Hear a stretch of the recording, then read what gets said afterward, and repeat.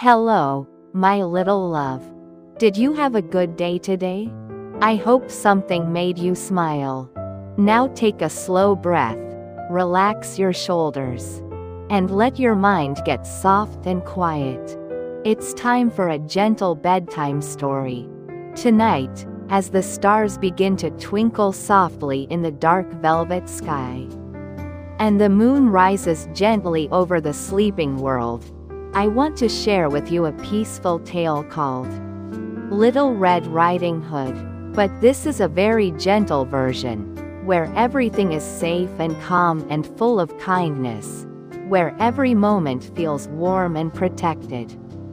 Once upon a time, in a small village surrounded by meadows of wildflowers that stretched as far as the eye could see, there lived a sweet little girl with bright eyes and rosy cheeks. Everyone in the village loved her very much. She had the kindest heart and the gentlest smile. Her grandmother, who lived in a cozy cottage on the other side of the peaceful forest, had made her a beautiful red cape with a soft hood that felt like a warm hug.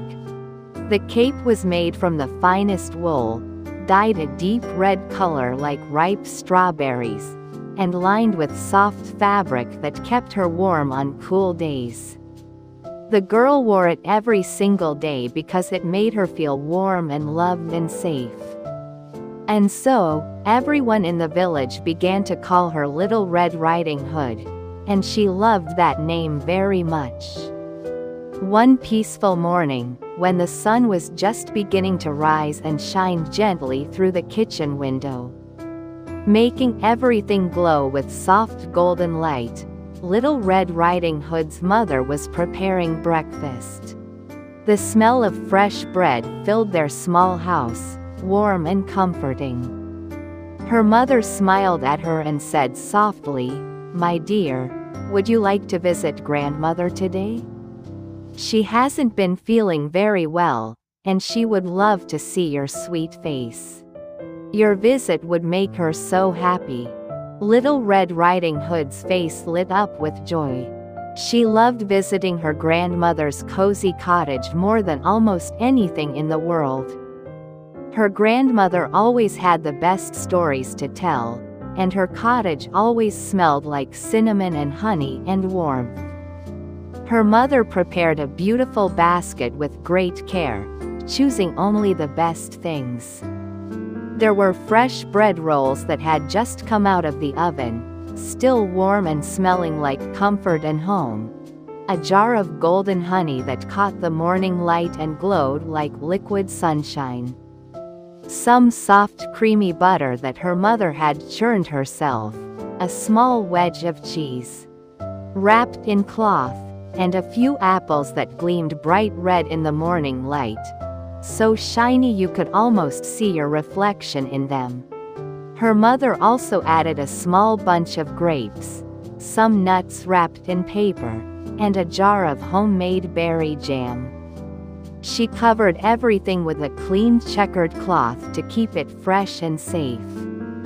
"Follow the path through the forest," her mother said gently, placing a soft hand on her daughter's shoulder, "and take your time. There's no need to hurry. Enjoy the beautiful day. Look at the flowers, listen to the birds, breathe the fresh air. The forest is lovely this time of year." Little Red Riding Hood put on her beautiful red hood, smoothing it down. Carefully, picked up the basket with both hands, and stepped outside into the morning air. The air was so fresh and sweet, filled with the scent of grass and flowers and morning dew. Birds were singing their soft morning songs high in the trees, welcoming the new day with gentle melodies. Butterflies with wings of blue and yellow and white danced slowly from flower to flower, moving like tiny pieces of floating color. The sky was the clearest blue she had ever seen, with just a few white clouds drifting by like ships on a calm sea. Everything felt peaceful and safe and perfect, like the world itself was smiling. She walked along the winding path that led into the forest, her footsteps soft on the packed earth. The path curved gently between tall trees and around smooth rocks. The trees were tall and kind, their leaves rustling gently in the morning breeze, making a sound like a whispered lullaby. Sunlight filtered through the branches above, making little golden patches on the ground that danced and shifted as the leaves moved. Little Red Riding Hood walked slowly, taking her time, noticing all the beautiful things around her. She saw tiny mushrooms growing beside the path, some red with white spots, some brown and round, clustered together like little families. She heard a squirrel chattering softly in the distance, probably gathering acorns for winter. She saw a robin hop along a low branch, its red breast puffed out proudly. She smelled the pine needles and the rich dark earth and the sweet perfume of wildflowers growing nearby. As she walked deeper into the forest, the air grew cooler and more comfortable. The trees grew closer together, creating a natural canopy overhead that filtered the light into soft green and gold patterns. Everything was dappled and gentle. She came upon a patch of beautiful wildflowers growing beside the path. They were blue and yellow and white and purple, swaying gently in the soft wind like they were dancing to music only they could hear. Some were tall with delicate petals, others were small and clustered together. Bees hummed lazily from blossom to blossom, doing their important work. Little Red Riding Hood stopped and thought, grandmother would love some flowers. They would brighten her room and make her smile. So she set down her basket very carefully on a flat rock beside the path, making sure it was balanced and safe, and began to pick the prettiest flowers she could find, one by one, taking her time. She chose the ones with the fullest blooms, the brightest colors, the sweetest scents. She gathered them into a small bouquet, careful not to pick too many, leaving plenty for the butterflies and bees. She arranged them just so, making sure each flower could be seen, each color balanced perfectly with the others. In this forest, among the tall trees and quiet paths, there also lived a wolf. But this wolf was not scary or mean at all. He was simply curious and a little lonely. He spent his days wandering the forest paths, watching the seasons change, listening to the wind. Sometimes howling softly at the moon just to hear his own voice echo back. When he saw Little Red Riding Hood kneeling beside the flowers, her red hood bright against the green forest, he walked over slowly and said in a gentle, friendly voice, "Good morning, young one. What a beautiful day it is. What are you doing on this lovely morning?" Little Red Riding Hood looked up from her flowers and smiled, not frightened at all because his voice was kind. "Good morning," she replied politely. "I'm picking flowers for my grandmother. She lives in the cottage on the other side of the forest, the one with the blue door and the rose garden. I'm bringing her some food and flowers to make her feel better and to let her know I love her." The wolf sat down on his haunches and tilted his head thoughtfully. He had never met this grandmother, but he was curious about her. "That sounds very nice indeed," he said with genuine warmth. "What a thoughtful grandchild you are. Your grandmother is very lucky to have someone who cares about her so much. I hope you have a wonderful visit together." And then, without any hurry or worry or bad intentions, the wolf stood up, nodded politely, and wandered off down another path that led deeper into the forest, thinking his own quiet thoughts about friendship and kindness and the simple pleasures of a spring morning. Little Red Riding Hood finished gathering her flowers, adding a few more stems of white blossoms that smelled like honey. She arranged them carefully in her basket beside the food, making sure they looked beautiful and wouldn't get crushed. Then she picked up her basket, adjusted her red hood, and continued walking along the peaceful forest path. She took her time, never rushing, listening to the wind as it moved through the upper branches. Watching the leaves dance and shimmer, feeling completely safe and calm and connected to the beautiful world around her. She hummed a little song her mother had taught her, something soft and sweet about sunshine and flowers. She stopped once to watch a family of rabbits hopping across the path, their white tails bobbing. She paused again to drink cool water from a clear stream that bubbled over smooth stones, cupping her hands and sipping slowly. Everything was gentle, everything was good. After walking for a pleasant while, feeling the sun warm on her shoulders and the breeze cool on her cheeks, she arrived at her grandmother's cottage. It was exactly as she remembered, perhaps even more beautiful. It was a sweet little house with walls of white stone and a thatched roof. There was a garden full of roses in every color, red and pink and yellow and white, all blooming softly and filling the air with their perfume. There were also lavender bushes that hummed with bees, and neat rows of herbs growing in raised beds.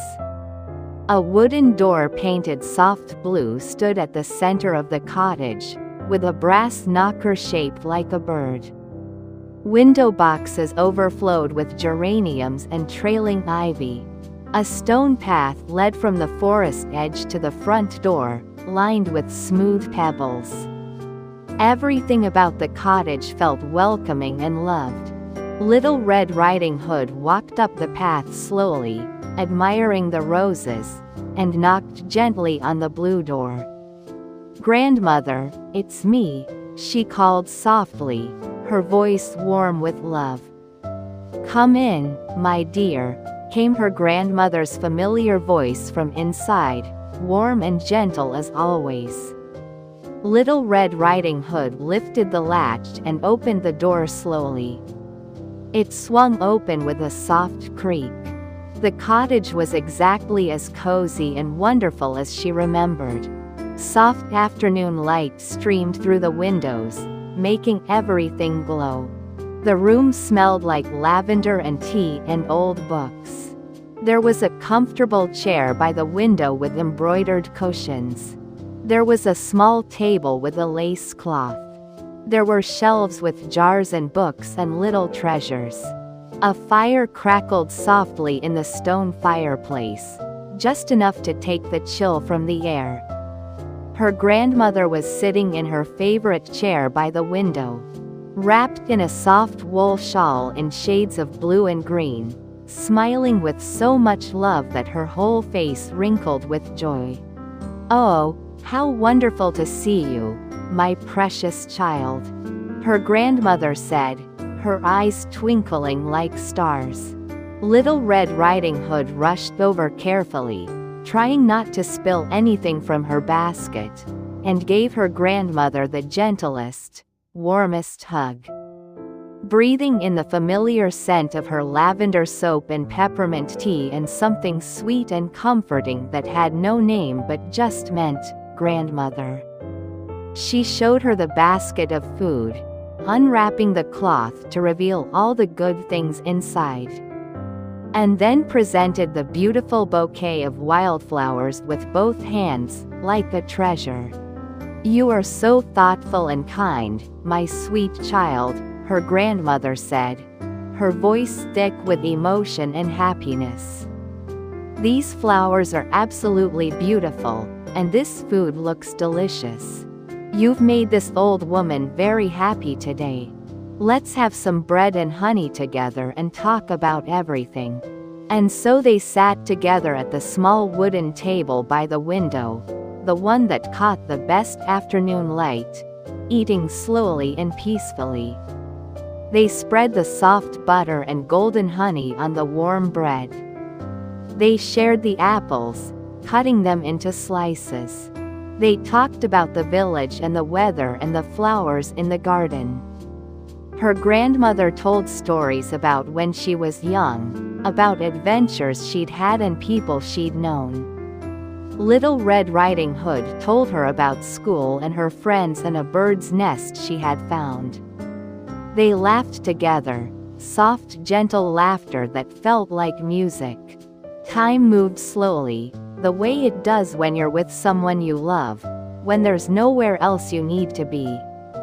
The wolf, meanwhile, had found a perfect sunny spot deep in the forest where the light came down in golden shafts through the trees.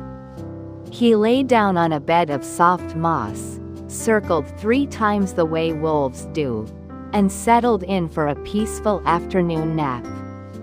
He dreamed of running through meadows and howling at stars. The birds continued singing their endless songs. The flowers continued swaying in the gentle breeze. Everything in the world felt gentle and right and exactly as it should be. When the sun began to sink lower in the sky, painting everything in shades of orange and pink, it was time for Little Red Riding Hood to go home. She hugged her grandmother one more time, a long, warm embrace that said everything words couldn't say. "I'll visit you again very soon," she promised, meaning it with all her heart. Her grandmother kissed her forehead softly and walked with her to the door.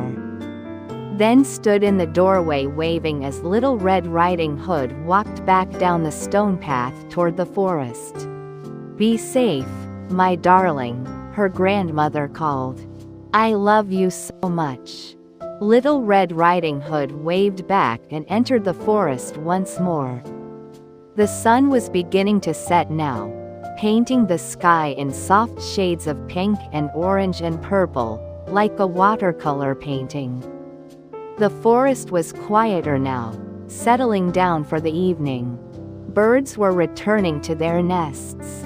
Squirrels were finding their homes in hollow trees. The air was growing cooler and sweeter. She walked along the familiar path, her empty basket swinging gently at her side, her heart full of love and happiness. Everything was calm, everything was safe. She could see the lights of her village ahead, warm and welcoming. And Little Red Riding Hood returned home just as the first stars appeared in the darkening sky. Greeted by her mother's loving embrace and the warmth of their small house, with a heart full of gratitude for such a beautiful, peaceful day. The night grows softer now, and the air feels even more peaceful and still. Let your breath slow down, deep and easy. Let your body sink deeper into your bed, feeling heavy and relaxed and safe. And now, another gentle story drifts quietly into place, like a leaf floating on a calm stream. Tonight I want to tell you about a boy named Jack and a very special, magical plant that grew toward the sky. This story is called Jack and the Beanstalk, but in this version, everything is gentle and magical and safe, filled with wonder and kindness. Jack lived with his kind, hard-working mother in a small cottage at the very edge of a peaceful village. The cottage was simple but comfortable, with a thatched roof and a small garden where vegetables grew in neat rows. They didn't have much money or many possessions, but they had each other, and they had love, and they had a gentle, sweet-natured cow named Milky. Milky was not just any cow. She was family. She had soft brown eyes and a coat that was warm cream and white. She gave them fresh milk every single day, rich and creamy, which they drank and sometimes sold at the market. They loved Milky very much, and she loved them, content in her small barn filled with clean hay. But as time passed, Milky grew older, and she stopped giving milk. Jack's mother looked sadly at their dwindling supplies and said gently one morning, "Jack, my dear, we need to take Milky to the market and trade her for something that can help us. I know this is hard, but we must do what's necessary. Will you do this for us?" Jack felt a heavy sadness in his chest. He loved Milky, but he understood that sometimes we must make difficult choices. He nodded bravely. Jack put a soft rope gently around Milky's neck, more like a guide than a leash, and began walking slowly toward the market town. The road was lined with tall trees whose branches met overhead, creating a tunnel of green leaves. The morning was quiet and calm and beautiful. Birds sang. The sun filtered through in patches. As he walked, leading Milky carefully, letting her stop to munch grass when she wanted to, he met an old man sitting peacefully beside the road under an oak tree. The man had a kind, weathered face lined with years of smiles, twinkling blue eyes, and a long white beard. He wore simple traveling clothes and carried a walking stick worn smooth from many miles. "Good morning, young man," the old man said in a voice that sounded like honey and warmth. "What a beautiful day for a journey. Where are you going with that fine cow?" "Good morning, sir," Jack replied politely, stopping. "I'm taking her to market to trade her for something my mother and I need. We don't have much anymore." The old man nodded thoughtfully, stroking his beard. I see. That's a responsible thing you're doing. You're a good son." He paused, then smiled mysteriously. "I have something magical I could trade with you. Something that might help your family more than anything you'd find at the market." Jack was curious. "What is it?" The old man reached slowly into his deep pocket and pulled out 5 beans. They sat in his weathered palm, and they were unlike any beans Jack had ever seen. They were smooth and perfectly shaped, each one glowing faintly with inner light. One was green as spring grass. One was blue as summer sky. One was gold as autumn leaves. One was white as winter snow, and one shimmered with all colors at once. "These are magic beans," the old man explained softly, his voice full of mystery and promise. "If you plant them with hope in your heart, something wonderful and amazing will happen. Something that could change your life forever." Jack looked at the beans. They seemed to pulse with a gentle light, warm in the old man's hand. He thought for a long moment, feeling something in his heart, a pull, an instinct, a feeling that this was meant to be. He looked at Milky, who gazed back at him with her calm, understanding eyes, as if she knew and approved. Finally, Jack nodded. "All right," he said. "I trust you." He gently gave Milky's rope to the old man, who stroked her head kindly and whispered, "I'll take excellent care of you, dear one. You'll have a good home, plenty of grass, and warm shelter." Jack took the 5 magic beans carefully in his hand. They felt warm, almost alive, tingling slightly against his palm. He thanked the old man and began walking back home, the beans clutched safely in his hand, his heart beating with hope and nervous excitement. When Jack arrived home and showed his mother the beans, explaining what had happened, she sighed softly and sat down in her chair. "Oh, Jack," she said gently, without anger but with tired resignation. I wish you had brought back something more practical, something we could use right away. But what's done is done. You meant well, and I know your heart is good. Perhaps something will come of this. She took the beans from him and placed them carefully on the windowsill where the moonlight would touch them. Then they ate a simple supper of bread and soup, said their prayers, and went to bed, not knowing that magic was already beginning to work. That night, as the moon rose high and full in the star-filled sky, something magical and wonderful happened. The beans on the windowsill began to glow softly, pulsing with light. Then they began to grow. Slowly at first, then faster, tiny green shoots emerged and pushed through the window, reaching for the earth outside. The shoots became vines, thick and strong and healthy. The vines grew up and up, winding gently around each other, growing past the window, past the roof, past the tallest trees, reaching up and up toward the sky. The beanstalk grew all through the night, soft and green and alive, its leaves unfurling like hands opening to receive a gift. It grew silently, steadily, powerfully, until it was taller than anything in the village, taller than the church steeple, taller than the hills, disappearing into the clouds themselves. When Jack woke up in the morning and stretched and looked out the window, he gasped softly. The beanstalk had grown so incredibly tall that it disappeared completely into the white fluffy clouds above.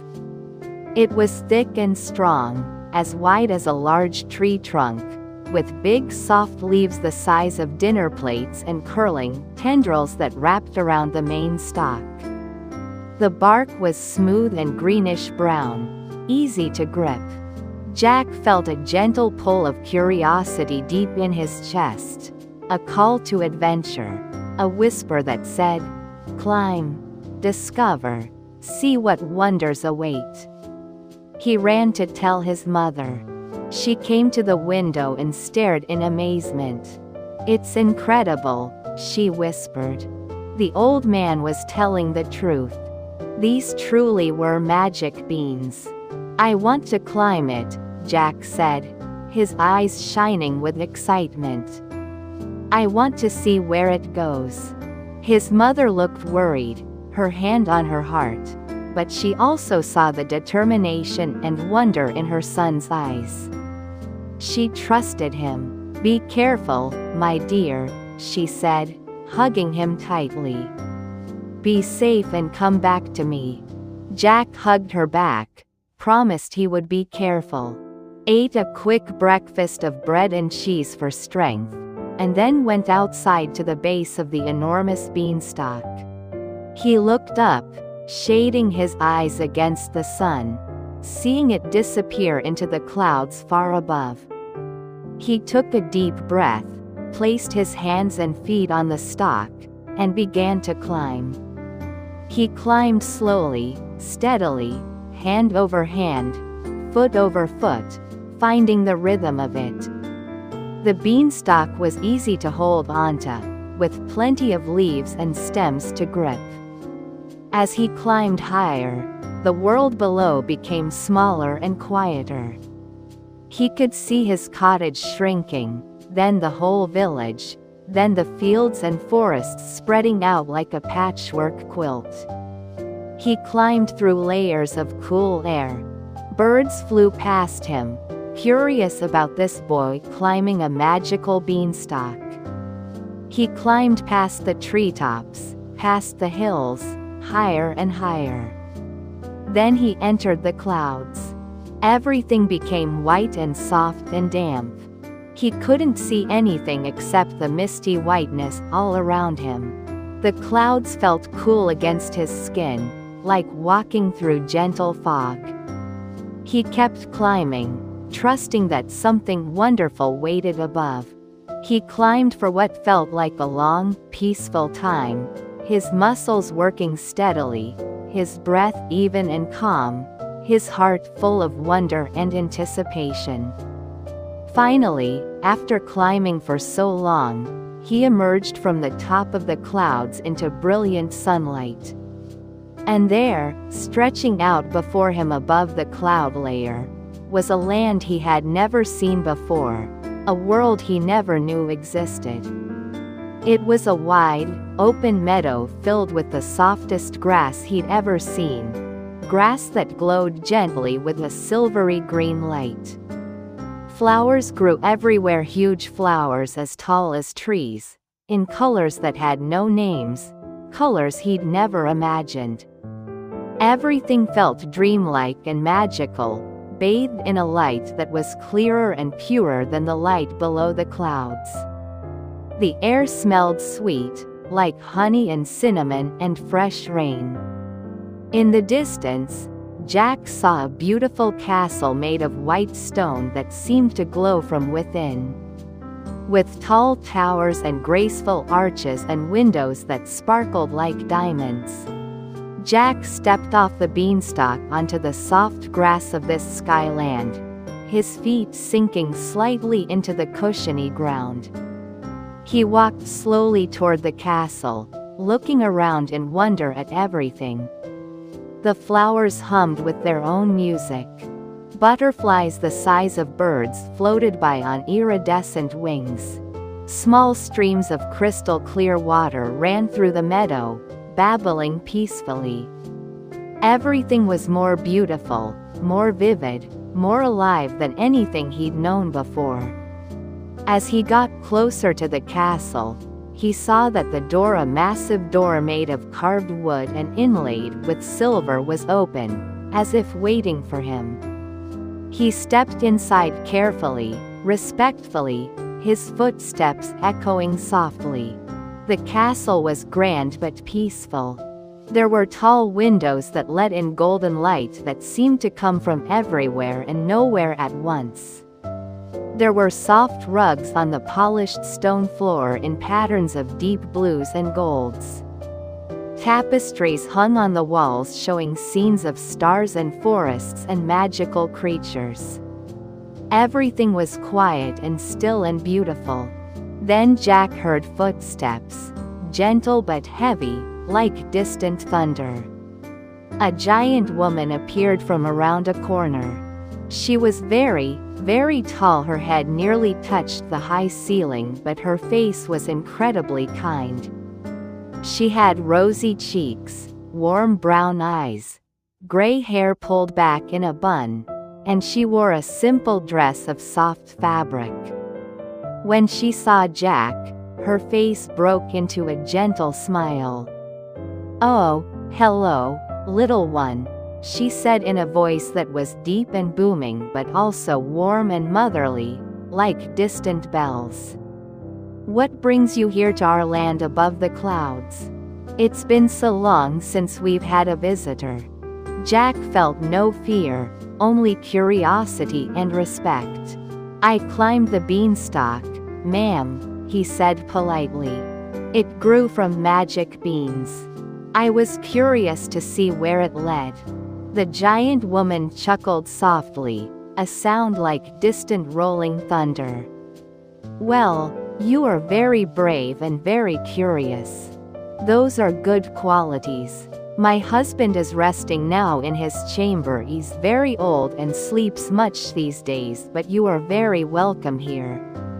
Would you like something to eat? You must be tired from your long climb." Jack realized he was quite hungry. "Yes, please, if it's not too much trouble." The giant woman smiled and led him to an enormous kitchen filled with the most wonderful smells. Everything was huge from Jack's perspective, tables as high as houses, chairs like towers, cups big enough to bathe in. But the giant woman was so kind and careful. She brought him what was, to her, a tiny crumb of bread, but to Jack it was a perfect loaf, still warm and soft. She gave him a small piece of cheese that was a feast to him, and a thimble full of milk that filled him up. He ate slowly, gratefully, savoring every bite. As he ate, the giant woman sat down carefully on a huge chair and watched him with kind eyes. "We live a quiet life up here," she said softly. "My husband and I have been here for many, many years, longer than you can imagine. We take care of this land and tend to the magic that grows here." When Jack finished eating, thanking her warmly, the giant woman said, "Let me show you something special, something few have ever seen." She led him through a corridor to another room filled with soft light. In the center of the room was a beautiful hen sitting on a nest of golden straw. The hen was pure white, her feathers soft and clean, her eyes bright and intelligent. She clucked gently when she saw them. "This is our treasure hen," the giant woman explained with pride in her voice. "She lays golden eggs. Not every day, only when she feels happy and content. But each egg is pure gold, solid and heavy and valuable. We've never been greedy with her gifts. We only take what we need and thank her for her generosity." As Jack watched in amazement, the hen shifted on her nest, ruffled her feathers, and then settled down. After a moment, she stood up, and there in the nest lay an egg that gleamed with the richest golden color, catching the light and shining like a small sun. It was the most beautiful thing Jack had ever seen. "That's incredible," Jack whispered, his eyes wide with wonder. The giant woman smiled. "Yes, it is. We are grateful for her every day." She then pointed to a shelf where a small golden harp sat, intricately carved with patterns of vines and stars. "And that is our singing harp. It plays music by itself when the mood strikes it, the most beautiful music you've ever heard." As if on cue, the harp began to glow softly and strings started to move on their own, plucked by invisible fingers. A melody floated through the air, sweet and gentle and peaceful, like wind chimes mixed with distant bells mixed with the sound of water flowing over stones. It was music that made Jack feel safe and happy and calm all at once. He listened, barely breathing, letting the music fill him completely. "These are wonderful," Jack said softly when the music faded. "You're so lucky to have such magical things." The giant woman nodded. "They are gifts of magic, given to us long ago by the earth and sky. We are grateful for them every day, and we treat them with love and respect. Magic must always be treated with respect." Jack stayed for a little while longer, listening to the harp's gentle songs, watching the hen settle contentedly on her nest, talking quietly with the kind giant woman about magic and wonder and the beautiful mysteries of the world. She told him stories of the skyland, of clouds that could speak, of stars that sang, of winds that carried messages. Jack listened, enchanted, feeling like he was in the most wonderful dream. But eventually, he knew it was time to go home. His mother would be worrying about him. "Thank you so much for your kindness," he said sincerely, bowing politely. "This has been the most amazing day of my life. You are always welcome here, young Jack," the giant woman said warmly, patting his head gently with one enormous finger. "The beanstalk will remain as long as there is magic in your heart. You can visit us whenever you wish. Safe travels, little one."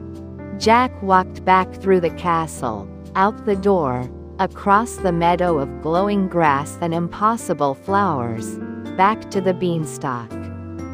He looked back once and saw the giant woman standing at the castle door, waving slowly. He waved back, then began the long climb down. He climbed carefully, steadily, back through the soft white clouds, back through the layers of sky, past the birds and the treetops, down and down until finally, his feet touched the solid earth of his own yard. His mother was standing there waiting, her face filled with relief and joy and curiosity. "What did you find up there?" she asked eagerly, hugging him tightly.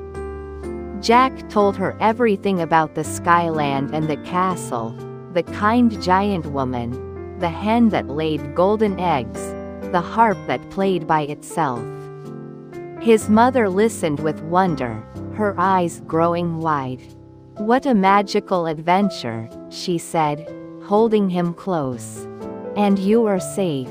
That's what matters most to me. You're home and you're safe." From that day on, Jack sometimes climbed the beanstalk to visit the giants. He became friends with them. The giant husband, when Jack finally met him, was just as kind as his wife, with a great laugh and endless stories. Sometimes the giant woman would send Jack home with a golden egg to help him and his mother, always given as a gift of friendship, never taken. Jack's mother would sell the eggs carefully, and they had enough to live comfortably, to repair their cottage, to never go hungry again. The beanstalk remained, growing quietly beside their cottage, its top always disappearing into the clouds. A reminder that magic is real and the world is full of gentle surprises and wonderful mysteries. And every time Jack climbed it, he felt grateful for the old man and the magic beans and the kindness of giants who live above the clouds. Everything feels calm and safe, and now a new story begins, slowly and peacefully, like the gentle turning of pages in a favorite book. Let me tell you now about a brother and sister who went on a journey through the forest together and found their way home again. This story is called Hansel and Gretel, but I'm going to tell it in the softest, safest way, where everything works out with kindness and care and love. Hansel and Gretel lived with their father in a small wooden house near the edge of a vast and ancient woods. Their father loved them more than anything in the world. He was a woodcutter, and he worked hard every day, chopping wood and carrying it to the village to sell, always thinking of his children, always wanting the best for them. Times where difficult work was scarce and food was not always plentiful, but they stayed together and loved each other, and that love made even the hardest days bearable. Hansel was 9 years old, brave and thoughtful, with dark hair and serious eyes. Gretel was 7, gentle and kind, with blonde braids and a smile that could light up the darkest room. They played together, helped their father, and took care of each other like the best of friends. One cool autumn morning, when the leaves were turning gold and red and the air smelled of wood, smoke and harvest, their father came to them with a gentle but sad expression.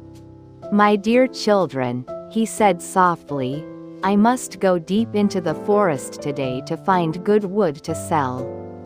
The best trees are far away, beyond where we usually go. Would you come with me? We can explore together, and you can help me." Hansel and Gretel agreed eagerly. They loved being with their father, and they loved adventures in the forest. They put on their warm coats and sturdy shoes, packed some bread and cheese for lunch, and set off together into the woods. They walked together into the forest, Hansel holding his father's hand, Gretel holding Hansel's hand, forming a chain of love and trust. The trees were tall and ancient, their trunks wide and bark rough with age. The forest floor was soft with fallen leaves that crunched gently under their feet. Their father led them deeper and deeper, pointing out interesting things along the way: a tree with an unusual shape, a bird's nest high in the branches, mushrooms growing in a fairy ring, a stream babbling over smooth stones. After walking for quite a long time, the forest growing thicker around them, their father stopped in a small clearing where the light came down in golden shafts. "This is a good place," he said. "I need to gather wood here. You two rest for a moment. Sit here on this fallen log. I'll be back soon." Hansel and Gretel sat down on the soft moss covering a fallen log. They were tired from the long walk, and the afternoon air was warm and peaceful. They listened to the gentle sounds of the forest leaves rustling, birds calling, insects humming. Without realizing it, lulled by the peace and quiet, they drifted off into a gentle nap, leaning against each other, breathing slowly and deeply. When they woke up, the sky was darker. The sun had moved across the sky and was beginning to sink toward the horizon, painting everything in shades of orange and gold. They looked around. They called out softly, "Father? Father, where are you?" But he didn't answer. They stood up, looking in every direction. The clearing was empty. Their father was gone. "He must have gone ahead to find the way home," Hansel said, trying to sound brave even though he felt a flutter of worry in his chest. "Let's find our way back. We can do this." Gretel held Hansel's hand tightly. "We'll be all right," she said, trying to be brave too. "We're together. We'll find our way." They began to walk slowly, carefully, looking for anything familiar. But the forest looked the same in every direction: trees and more trees, shadows growing longer, paths that all looked alike. They tried to remember which way they had come, but everything was confusing. Still, they didn't panic. They held hands and kept walking, trusting that they would find their way. The moon rose above the trees, large and silver, casting a soft, gentle light through the branches. The forest was quiet except for the peaceful sounds of night: the rustle of leaves, the distant hoot of an owl calling to its mate, the soft scurry of small animals going about their business. Hansel and Gretel walked carefully, stepping over roots, ducking under branches, always moving forward. After walking for some time, when their legs were tired and their stomachs were empty, they saw something unusual in the distance. There was a soft glow, a warm light shining between the trees. "Look," Gretel whispered, pointing. "A light. Maybe someone lives there. Maybe they can help us." They walked toward the light, their hearts beating with hope and curiosity. And there, in a small clearing bathed in moonlight, they found the most wonderful and unexpected cottage they had ever seen. It looked like it was made entirely of gingerbread and candy and sweets. The walls were covered in something that looked like frosting, white and smooth with decorative swirls. The windows were made of clear sugar that sparkled in the moonlight like diamonds. Gumdrops of every color lined the roof like shingles: red and green and purple and orange. There were peppermint sticks forming the fence around a small garden. Candy canes held up a little porch roof. Everything sparkled gently, looking magical and impossible and delicious all at once. "It's beautiful," Gretel whispered in amazement, her eyes wide. Hansel stepped closer, hardly believing what he was seeing. "It looks like a fairy tale," he said softly. They were so hungry that they couldn't resist. They approached the cottage carefully, almost shyly, and Hansel reached out to break off a small piece of the wall to taste. It was sweet and delicious, real gingerbread that melted on his tongue. Gretel tried a small piece too. It tasted like cinnamon and sugar and happiness. As they stood there eating tiny pieces, the door of the cottage opened slowly, and an old woman stepped out into the moonlight. She was small and bent with age, with a kind, wrinkled face like a dried apple, warm brown eyes that twinkled, and soft white hair pulled back in a bun. She wore a long dress and a shawl and leaned on a walking stick. "Oh, you poor dears," she said softly, her voice gentle and full of concern. "You must be lost and hungry and tired. Look at you, out here in the forest at night, all alone. Come inside, come inside. I'll take care of you. You're safe now." Hansel and Gretel felt a little nervous. They'd been taught to be careful of strangers, but the old woman seemed so genuinely kind, and they were so tired and hungry. They looked at each other, and Gretel nodded. They followed her inside. The cottage was even more wonderful inside than outside.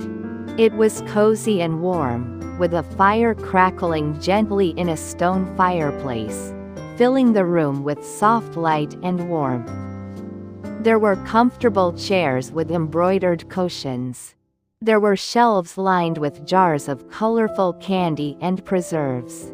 The air smelled like vanilla and chocolate and something baking. Everything felt safe and welcoming. The old woman bustled about, moving slowly but purposefully. She ladled hot soup into bowls for them, vegetable soup with carrots and potatoes and herbs, warm and nourishing. She gave them soft fresh bread with butter. She poured them cups of sweet tea. Hansel and Gretel ate gratefully, the warm food filling their empty stomachs and making them feel so much better. "You can stay here tonight," the old woman said kindly, watching them eat with satisfaction. "I have 2 little beds already. You'll be safe and warm. In the morning, we'll figure out how to get you home." She showed them to a small room where 2 little beds stood side by side, each with clean white sheets and soft blankets and fluffy pillows. The beds looked so comfortable, so inviting. Hansel and Gretel changed into nightshirts the old woman gave them, climbed into the beds, and lay down. The mattresses were soft. The blankets were warm. The pillows smelled like lavender. "Thank you so much," Gretel said sleepily. "You're very welcome, dear ones," the old woman said, tucking them in gently like a grandmother would. "Sleep well. You're safe now." And they did sleep well. They fell asleep quickly, breathing slowly and deeply, their bodies relaxing completely, dreaming peaceful dreams of home and family and safety. In the morning, sunlight streamed through the sugar glass windows, making rainbow patterns on the floor. Hansel and Gretel woke up slowly, stretching and yawning. They could smell something delicious cooking.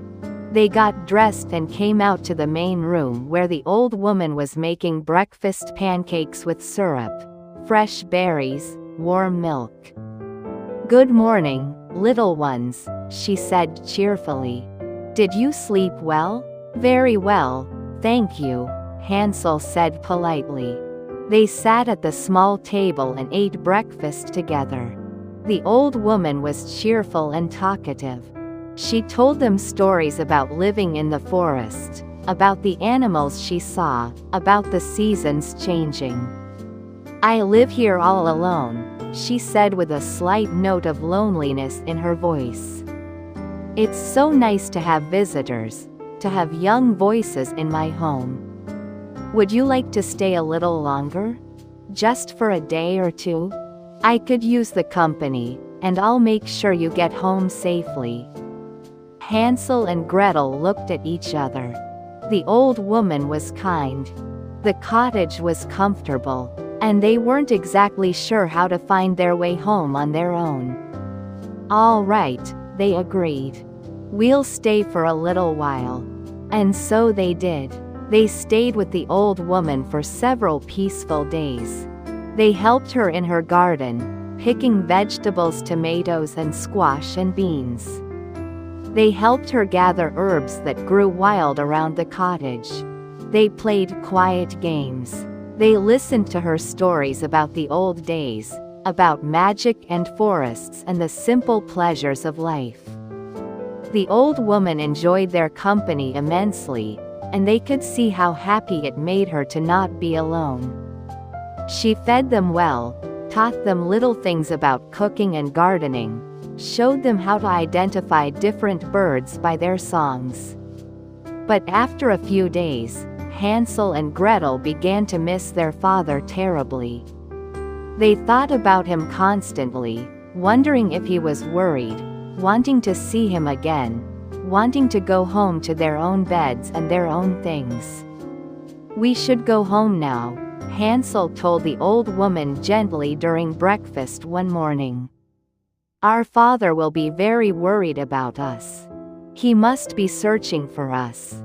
The old woman's face fell slightly. She would miss them, but she understood completely. "Of course, my dears. Of course you must go home to your father. He loves you and needs you. I've loved having you here, but family is the most important thing in the world. I'll help you find your way." She packed them a bag of food for the journey, bread and cheese and apples and some sweets from her candy jars. She drew them a simple map on a piece of parchment, showing them which paths to take. She walked with them to the edge of her clearing and pointed them in the right direction, toward the rising sun. "Follow this path, and when you come to a stream, cross it and turn left. Follow the stream downhill, and it will lead you out of the forest and back toward your village." She hugged them both, her old arms surprisingly strong and warm. "Be safe, dear children. Remember that the world is full of kind people if you know where to look. And remember that sometimes when we get lost, we find exactly what we need." Hansel and Gretel hugged her back, thanking her for everything. Then they set off, following the path she had shown them. They walked hand in hand through the forest. The morning was fresh and clear. Birds sang welcoming songs in the trees. Sunlight danced on the leaves, making patterns of light and shadow. They followed the old woman's directions carefully, and sure enough, they found the stream. They crossed it, stepping carefully on stones, then turned left and followed it downhill. The sound of water was soothing, a constant gentle companion. After walking for a pleasant while, the forest began to thin. The trees grew less dense. They could see more sky. And then, suddenly, they saw their village in the distance, with its familiar houses and smoking chimneys. Their hearts leapt with joy. They ran the last distance, their feet flying over the ground, the bag of food bouncing against Hansel's side. They could see their house now, their own small house with the vegetable garden and the woodpile. And there, standing in front of the house looking toward the forest with an expression of desperate hope, was their father. "Hansel, Gretel," he cried when he saw them. His face transformed from worry to pure joy. He ran to them, dropping the axe he'd been holding, and scooped them both up in his strong arms. Hugging them so tightly they could barely breathe, tears streaming down his weathered face.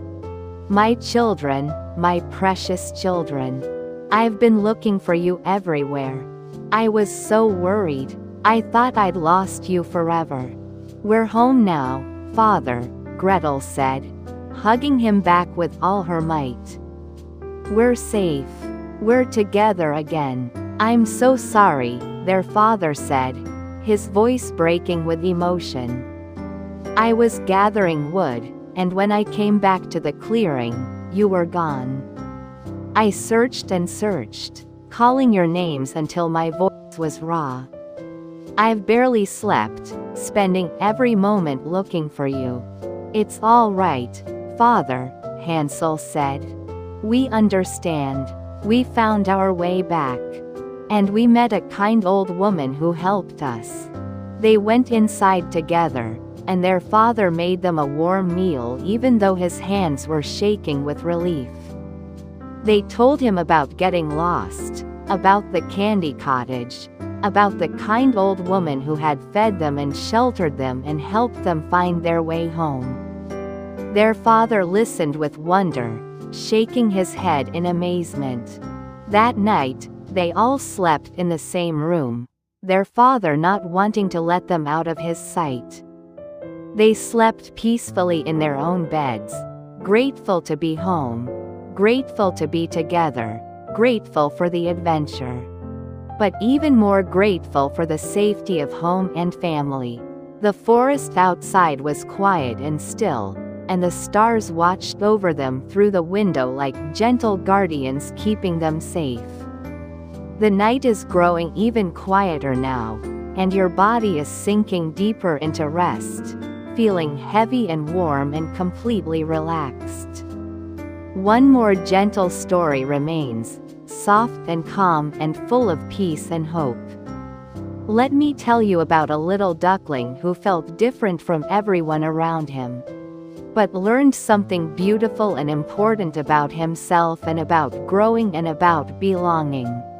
This story is called The Ugly Duckling. It was springtime on a quiet farm that sat beside a peaceful pond surrounded by willow trees. The air was fresh and sweet, filled with the scent of new grass and blooming flowers. In a cozy nest hidden among the reeds beside the pond, carefully woven from dried grasses and soft down, a mother duck sat patiently on her eggs, keeping them warm, waiting for her babies to hatch. She had been sitting for many days, and she was ready to meet her ducklings. One by one, over the course of a beautiful morning, the eggs began to crack and break open. Tiny beaks poked through. Little yellow ducklings emerged, wet and shaking, peeping softly. The mother duck counted them with joy, gently helping each one, cleaning them with her bill, protecting them with her wings. They were adorable, fluffy and yellow like little balls of sunshine, with bright black eyes and tiny orange beaks.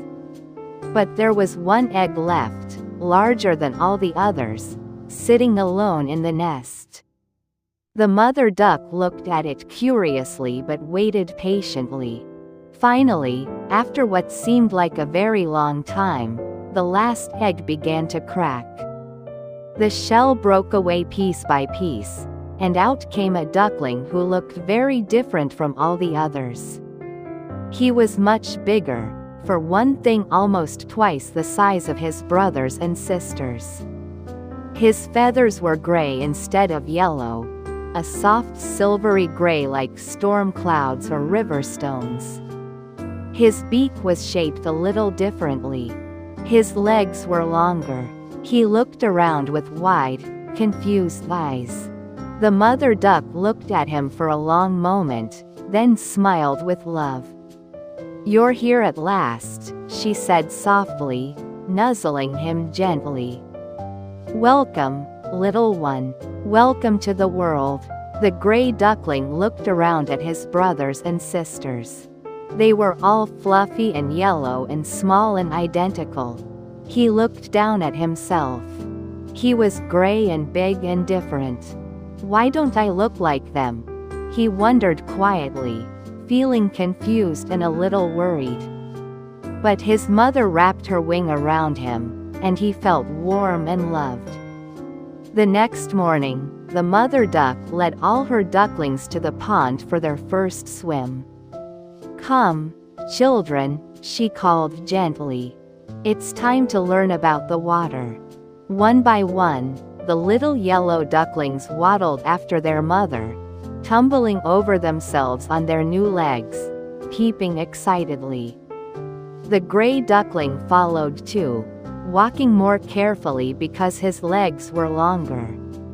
They reached the edge of the pond, where the water lapped gently against the muddy shore. The mother duck slipped into the water gracefully. "Come on," she encouraged.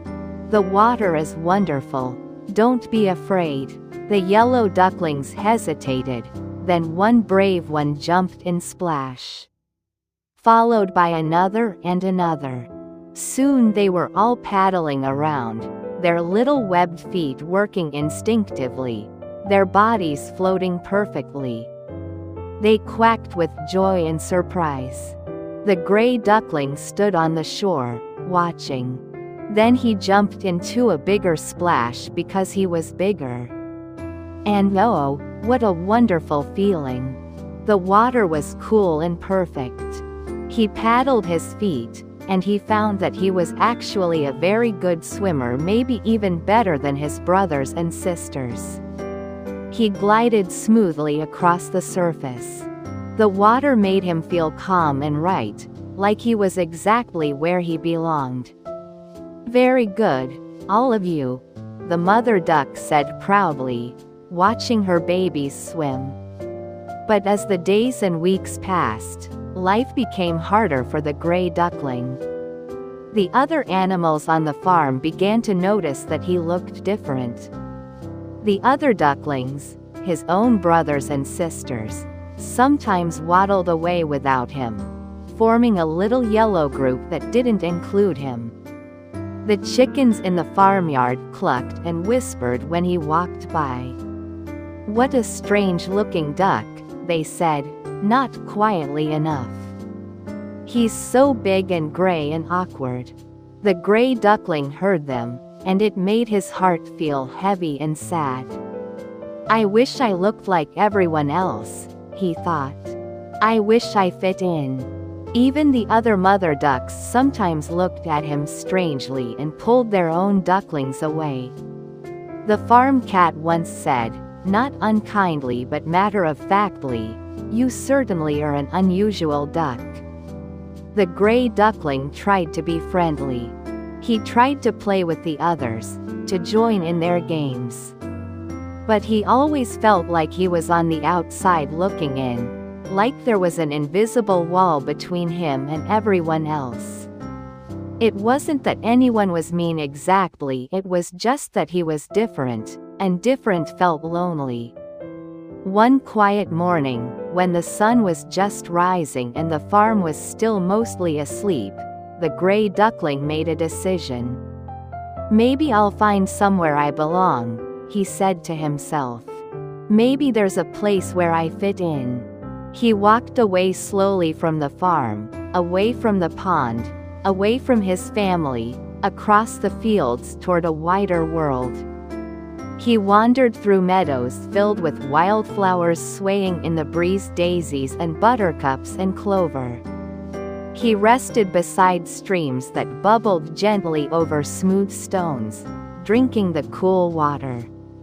He watched the clouds drift across the endless sky, making shapes like animals and castles.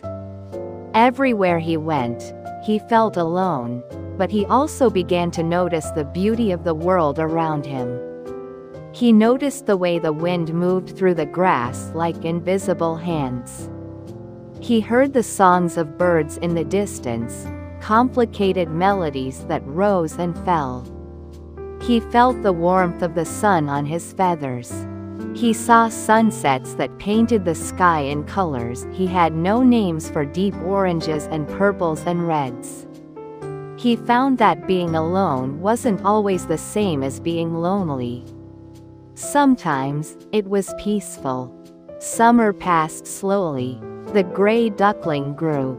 He found food, insects and water plants and seeds. He found places to sleep under bushes, beside rocks, in sheltered spots. He learned to take care of himself. He became stronger, more independent, more confident in his own abilities. Autumn came, and the world changed.